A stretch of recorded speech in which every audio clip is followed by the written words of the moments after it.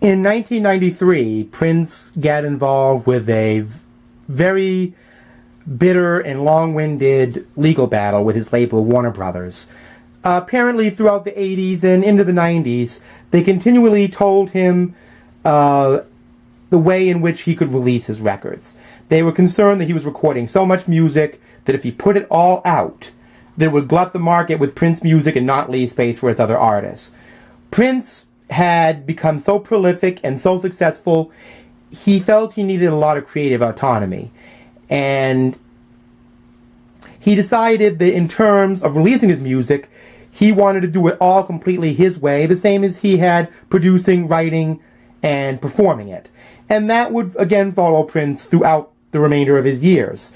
And that led to him releasing music his way, on his terms, using an unpronounceable love symbol, which was the title of his 1992 album. And this led to him being referred to as the artist formerly known as Prince, and by some, the artist, often abbreviated to TAFKAP, TAFKAP. And during this period, Prince's musical output was really geared more toward reflecting what was going on then, when hip-hop was emerging as a mainstream of music. And it had some mixed results, but there were still some wonderful things that came out of that.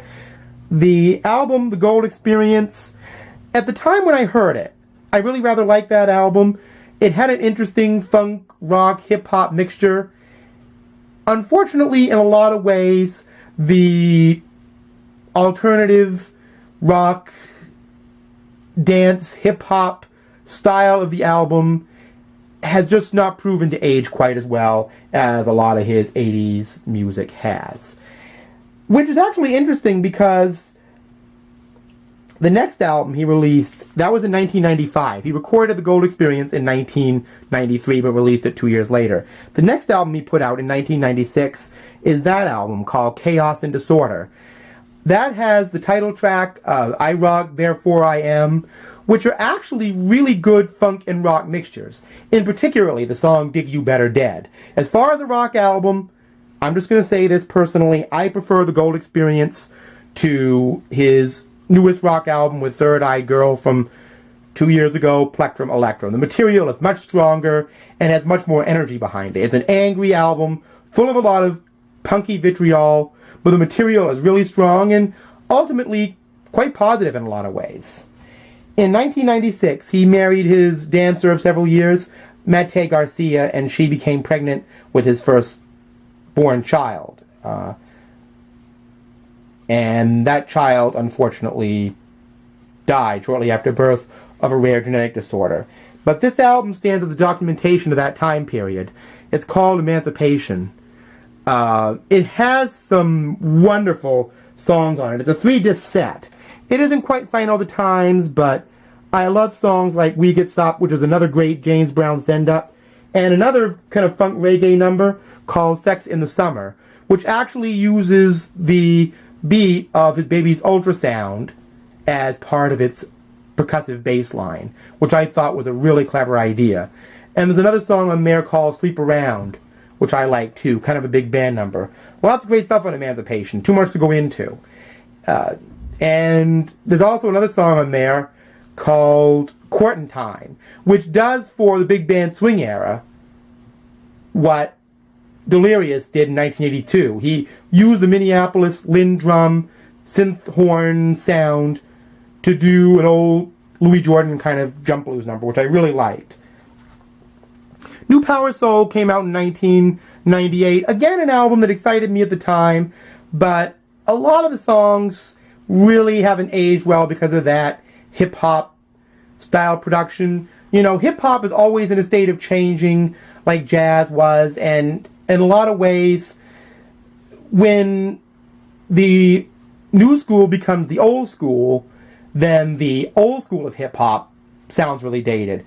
And this is pretty old school now, and it does have a sound like Prince, kind of keeping up with the times rhythmically. You know, a lot of stiff drum machines playing the same kind of rhythm. It's okay, but it doesn't really do much for me now. Crystal Ball, I just re-listened to that the other day, and that is a tremendous album. It has some great jazz funk fusions on it from the late 80s and early 90s. A lot of that's vault material on that album, and it was available over his 1-800-NEW-FUNK number, and I believe on the internet. I got it at Tower Records in New York on my 18th birthday vacation, and that version included a fourth disc called The Truth, which is kind of a blues, rock, kind of folk album with some really good material on it. But what I like most from this is Movie Star, and a song called Chlorine and Bacon Grease, which is 15 minutes of Morris Day and Prince on bass and drums, just being the raw essence of funk. I just love that particular song. You also get the song Dream Factory and Sexual Suicide from his 1986 production. Definitely worth checking out. It's pretty rare if you can get it. Rave Into the Joy Fantastic. I just listened to that last night. That was his last album under that name of the artist formerly known as Prince, actually. And I remember at the time going to Borders Books and Music and hearing people there being much more impressed with Beck's Midnight Vultures because they felt, oh, Beck just outfunks Prince right now. But looking back on it, I feel that, Beck was doing more James Brown style funk, which Prince gives you here on a bonus track that you can't find on this album. It's not titled. I think it's called Pretty Baby.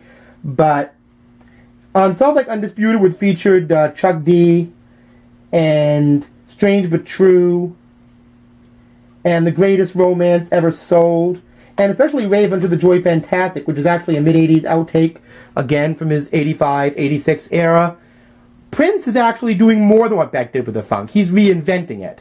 So in the most futurist context, this is definitely his greatest jam of the millennium in terms of how he ended the late 90s.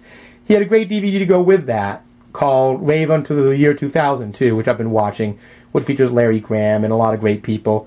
So this is Prince's 90s material revisited, or the artist formerly known as Prince, rather. He get his name back, and things will get very interesting from that point on. So I'll see you next time.